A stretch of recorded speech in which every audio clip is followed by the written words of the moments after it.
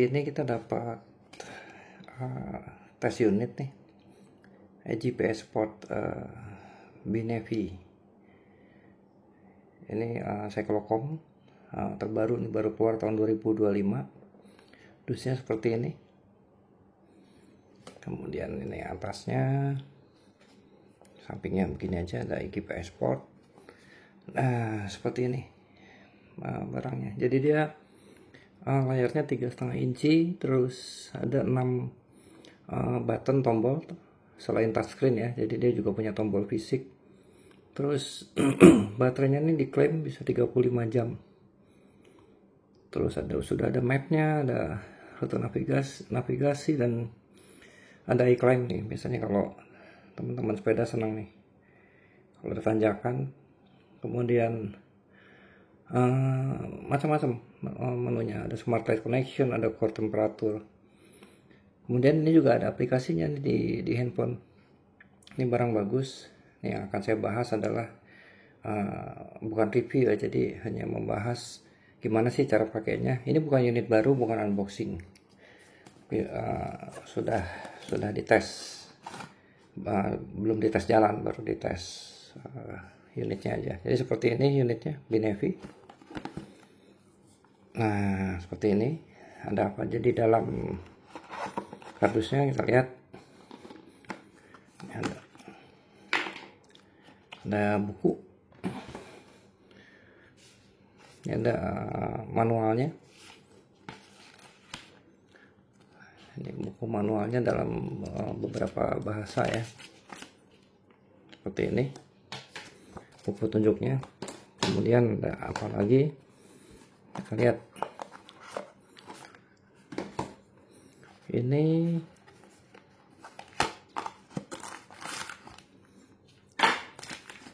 nah, ini ada apa? Buat pelindungnya. Kemudian juga dapat ini screen protector seperti tempered glass buat masangnya nih, lapnya. Kemudian ada apa lagi, kita lihat. Ada apa ini, kabel charger tipe C ini chargernya. Terus dapat lagi ini bracket buat masang di handlebar atau di stem. Ini yang kita dapat. Sekarang kita lihat unitnya ya. Seperti ini unitnya. Ini ada apa, pelindungnya. Ini kita lepas dulu. Ini sudah saya otak-atik sedikit sih. Sekarang kita lihat cara makainya aja. Ini udah dicas. Nah, seperti ini. Belakangnya ada kertas.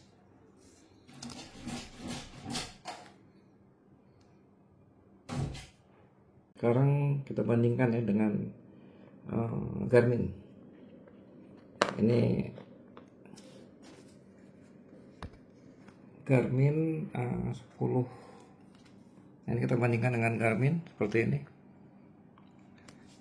Ini IGPS Sport Binevi. Ini Garmin 1040 Solar. Besarnya seperti ini. Cuma layarnya sama. Ini layarnya sama-sama 3,5 inch. Cuma kelihatan memang Garmin lebih tebal ya. Lebih tebal, juga lebih besar karena ada panel solar. Kita kembali ke IGPS Sport. Oke, ini unitnya IGPS Sport. Kita sekarang nyalakan ya. Dia cepat nyalanya. Bandingin sama Garmin deh. Bandingin sama Garmin.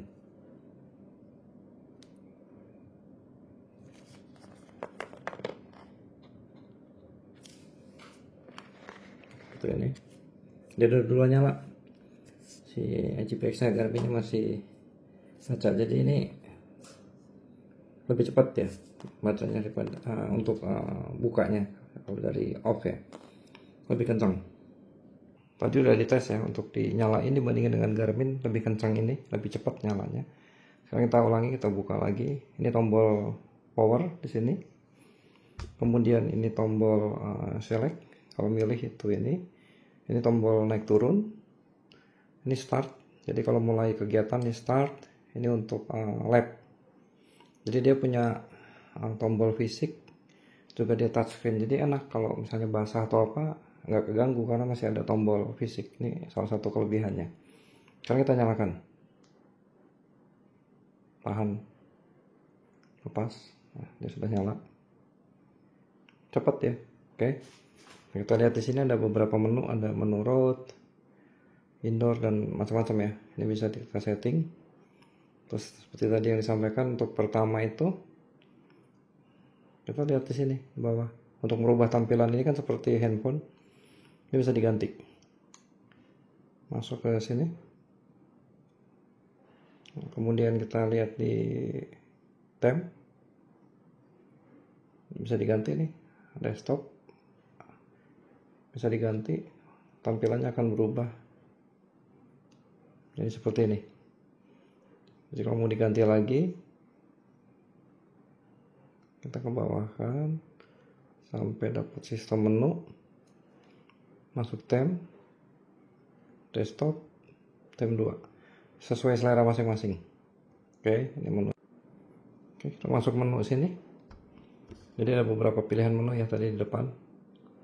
Mau mode apa nih, road, indoor, commute, tour, e-bike, dan macam-macam.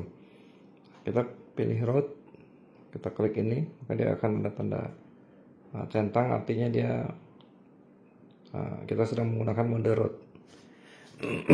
Kemudian di ride mode ini kita masuk road. Di sini ada macam-macam menu. Ada menu halaman, status bar, alert, dan macam-macam. Kita lihat menu yang pertama dulu. Page. Dan juga bisa diatur sesuai keinginan kita. Yang tanda mata dicoret ini artinya dia tidak akan tampil. Ini kalau mau dinyalakan tinggal klik aja, klik enable gitu. Tapi saya hanya pilih beberapa menu yang sering digunakan. Salah satunya kita lihat di halaman 2 sini. Ini kan enable. Nah, apa isinya di sini? Kita tinggal pencet ini, page field, klik. Nah, ini ada apa namanya, tampilan seperti ini. Bisa diatur nih. Mau ada berapa tampilan. Saya gunakan seperti ini. Jadi ini tersambung ke dia itu. Jadi bisa kelihatan nih, gear depan, gear belakang. Ini apa, crankset, ini sprocket bisa ketahuan, terus speednya berapa, kemudian heart rate. Ini preferensi masing-masing. Bagaimana kalau mau mengganti? Tinggal klik aja di sini. Kita klik gitu, tinggal kita pilih mau yang mana. Ini selera masing-masing. Oke, kalau sudah diklik ini centang ini, berarti kembali. Oke, itu page field. Kemudian di sini ada menu home di bawah ini. Maksudnya dia akan jadi halaman utama pada saat cyclocom ini dinyalakan. Ini page 2 ya. Tapi saya buat enable karena saya nggak gunakan. Sekarang kita lihat yang saya guna. Saya buat nyala aja. Akan seperti ini. Jadi kalau saya buat enable, dia akan seperti ini. Tapi kalau saya mau pakai, saya nyalakan aja enable. Oke, kemudian map. Ini ada pilihan map. Seperti ini, saya lihat ada apa aja di mapnya. Nah, seperti ini. Bisa banyak pilihan juga. Kemudian bisa group riding, elevasi. Lihat nih, pilihan elevasi itu seperti apa. Saya buat enable kan. Ini nanti akan menunjukkan kontur yang kita lewati, speednya berapa, total tanjakan yang tadi dilalui berapa, dan grade pada saat kita lewat berapa. Nah, kabarnya yang seri EGP Sport ini lebih akurat ya membaca gradien tanjakannya dibandingkan dengan merek lain. Kalau sudah, kita klik ini elevasi, kemudian juga banyak pilihan di sini. Ada segmen, ada page. Nah, ini page 1 nih. Page 1 6, maksudnya di halaman 1 ini ada 6 kolom, 6 kotak. Lihat ya. masuk sini, masuk page field. Nah ini kan ada 6B dia modelnya. Ini juga bisa disetting sesuai dengan preferensi masing-masing, customize lah ini, seperti itu. Oke. Kemudian status bar ini nanti akan tampil di atas ya, status barnya. Kalau dimatikan dia tidak bisa di halaman depan ya, kalau di scroll itu dia akan keluar. Kemudian alert, ini juga setting masing-masing ya. Di sini setiap 30 menit dia akan memberi tanda. Terus threshold 10 kilo dia akan memberi tanda juga. Ini kalori bisa nyala bisa mati, saya matikan aja, saya buat enable. Kemudian dia akan kasih alert, tanda gitu. Kalau speednya mencapai 39 dia akan memberi tanda. Terus kalau di bawah 10 dia juga akan memberi tanda. Heart rate juga bisa di setel ya tadi, heart rate. Nah, kalau kita tidak mau menggunakan tombol touchscreen, kita bisa menggunakan tombol yang ini. Nah, tombol fisik pakai ini, naik turun, tombol fisik. Backnya ini jelas nih. Jadi menunya sangat mudah ini. Auto function, jadi maksudnya dia auto start sendiri. Terus dia kalau kita berhenti dia auto pause. Kemudian auto lap ini setiap 5 kilo dia akan memberi tanda bahwa kita sudah lampaui 5 kilo. Smart record ini lebih ke untuk perekaman jalur yang sudah kita lalui. Oke, auto scroll ini saya matikan ya, karena kalau enggak dia akan scroll sendiri ke setiap page, mengganggu kalau bagi saya. Oke, ini fitur iClimb saya nyalakan, jadi nanti kalau ditanyakan dia akan membaca terus ada konturnya. Kemudian di bawah ini color, ini ya warna mana kita suka untuk mode di sini, mode road tadi gitu. Oke. Kemudian cycling ability ini belum saya coba ya, tapi di sini ada FTP, ada segala macam. Dan ini kenapa saya belum coba, karena belum ada power meter. Kalau ada power meter lebih enak. Kemudian di sini ada user profile, ini data-data pribadi kita di user profile. Kalau kita tampilkan dia akan keluar data-data kita, supaya ini bisa terisi dengan baik gitu ya. Kemudian back, ini pencet tombol ini itu akan jadi back. Lihat sensor. Nah ini kita akan bisa masukin sensor. Ada sensor apa aja ini bisa kita masukin. Cuma belum saya masukin. Belum saya masukin karena ini belum saya tes untuk jalan, jadi baru buka saja. Oke, sensor. Kemudian tem itu yang tadi, pair phone, jadi kita bisa nyambungin ke telepon lain, bisa diputuskan juga sambungannya kalau. Kemudian power manage, ini battery saver, tapi saya nggak pernah pakai ini. Auto sleep itu setiap berapa waktu tertentu dia akan sleep sendiri kalau nggak dipakai. Auto off saya tidak nyalakan karena takutnya nanti kalau lupa dia mati sendiri.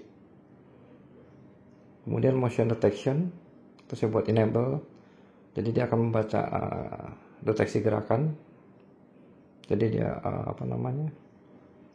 membaca gerakan terus dia akan bereaksi gitu. Nah ini sistem adalah settingan. Ini sound saya matikan, alertnya selama aktivitas saja. Jadi dia hanya ada alert selama aktivitas. Kalau nggak ada aktivitas dia nggak akan bunyi gitu. Kemudian ini GPS-nya ada pilihan nih. Saya pakai yang intelligent switch saja. Pengen tahu seperti apa gitu tepatnya. Kemudian ini ada calibrate setting. Set elevasi tempat kita. Kemudian kompasnya bisa kita kalibrasi. Caranya hanya gini, kita calibrate. Nanti dia akan ngasih petunjuk tuh. Harus seperti angka 8 gini. Nah, kalau sudah dia akan keluar petunjuk. Ini belum ya. Nah, kalau udah kalibrasi dia akan keluar bahwa calibrate success. Ini bahasa pilihannya. Ini bahasa. Di sini nggak ada bahasa Indonesia, makanya buku petunjuknya juga tadi nggak ada bahasa Indonesia. Kemudian touchscreen-nya bisa dimatikan juga nih kalau kita nggak mau pakai touchscreen. Ini waktunya, format waktu, saya disinkronis sama handphone aja. Ini unitnya mau pakai metric atau imperial, seperti ini. Terus tadi untuk ngereset ya, gitu. Nah,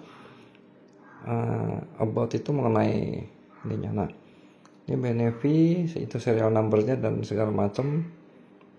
Software versinya sudah 1.5, ini sudah yang terbaru, sudah diupdate berarti 2025 ya ini barangnya. Ini tentang Benefi. Oke, kita lihat lagi menu dia yang lain. Ini kalau sudah terbuka seperti ini, kalau mau kembali gitu, kita pakai tombol fisik aja. Oke, nah kemudian bagaimana misalnya kita mau menggunakan navigasi ya. Jadi ini kan tadi road ya, kita di sini. Ini saya di dalam ruangan ya, jadi nggak ada GPX. Kita sudah pilih ini road, atau bisa juga pilihan yang lain ya, road. Large font ini untuk pilihan angka tuh, jadi gede. Pilihan angkanya bisa jadi gede-gede, itu large font, bisa juga pilih itu. Nah kalau udah ketemu di sini, kita mau balik, pencet home gitu ya, saya ganti mode road. Nah bagaimana kalau mau navigasi? Saya sudah simpan ada beberapa rute di sini. Misalnya kita mau bernavigasi menggunakan iGPS port ini, tinggal klik navigasi sini. Ini ada beberapa menu kan, bisa pakai tombol fisik, naik turun seperti ini. Oke, kita pakai tombol fisik, kemudian kita pilih navigasi, ini enternya tuh ini, kita klik. Nah, di sini ada activity yang pernah kita lakukan, ini saya belum pakai, jadi nggak ada. Kemudian ada rutenya, ini ada rute. Kemudian kita juga bisa save location, misalnya rumah atau apa, saya juga belum nge-save. Terus ini navigasi setting. Di sini rerouting sengaja saya matikan supaya kalau saatnya saya nyasar dia nggak ngerute ulang. Nah, kalau rute ulang kadang-kadang suka nyasar. Navigation screen itu masih saya nyalakan, nanti akan keluar di map. Elevation graph itu seperti grafik kontur elevasinya. Begitu. Kemudian kita back pakai yang ini kiri, back gitu ya. Ini map settingnya. Pakai mode apa ini bisa diatur. Overlaynya seperti apa, ada nama jalan, point of interest, location point. Nah, point of interest saya nyalakan, nanti akan kelihatan di sana ada apa saja ya di tempat yang kita lewati. Oke, kemudian kita map setting, tadi ceritanya kita mau navigasi, klik navigasi, kemudian pilih macam-macam ya. Nah ini saya sudah simpan rute, nih salah satu contoh rute. Nanti saya akan tes iGPS port ini dari BSD, dari Mozilla ke Carita. Nah, misalnya kita mau menjalani rute itu, kita tinggal klik ini, dia akan terbaca nih Mozilla Carita seperti apa, kemudian iClimb previewnya. Nah ini profil tanjakannya. Jadi saya akan coba nih, ada yang flat, ada yang naik, ada yang turun. Ini kan turunan, ini nanjak, turun, ada yang flat. Saya mau coba GPS ini seakurat apa sih dia membacanya. Di iClimb itu dia udah bilang nih, ada tanjakannya nggak berat kok, 3,4% paling, terus 4,8. Seperti apa sih kalau kita klik ini, kita klik ya misalnya. Nah dia akan nunjukin nih maksimum gradiennya 8,6%. Sama kalau di yang ini kita klik juga akan keluar juga karakter apa namanya, nah, tanjakannya seperti ini tuh, gitu. Oke, sekarang kita kembali lagi. Saya masih belum terlalu mahir nih karena baru buka, baru lihat-lihat gini, baru ngisi GPX, belum diutak-atik dalamnya. Nanti akan ada video lain lah yang utak-atik sampai detail. Nah kemudian kita kembali ya, tadi kita mau navigasi ya, kita ulangin ya. Masuk navigasi, pencet navigasi, cari rute yang sudah kita masukkan. Saya pilih ini, akan keluar seperti ini. Ini nggak bisa tadi karena nggak ada GPX. Nah kalau saya mau jalanin rute ini, saya tinggal pilih navigate, gitu, udah.